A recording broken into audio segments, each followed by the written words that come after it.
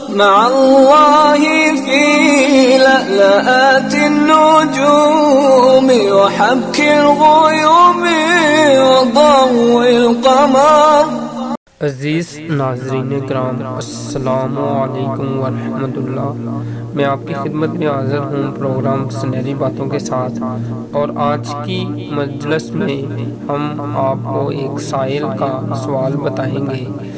وہ پوچھنا چاہتے ہیں کہ مجھے نماز اوابین کے بارے میں بتائیں کہ نماز اوابین کون سی نماز ہے اور اس نماز کو پڑھنے کا صحیح ٹائم کون سا ہے اور اس کی کتنی رکعتیں ہیں۔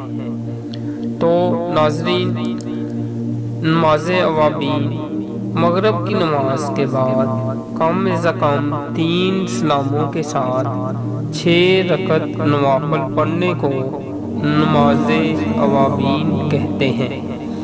اس کا وقت مغرب کی نماز کے فوراً بعد شروع ہو جاتا ہے اور مغرب کے آخر وقت تک رہتا ہے۔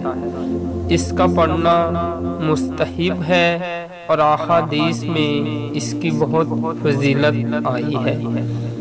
ایک حدیث میں آیا ہے کہ جس نے مغرب کی نماز کے بعد 6 رکعتیں پڑھیں اس کو اوابین یعنی توبہ کرنے والا لکھا جائے گا۔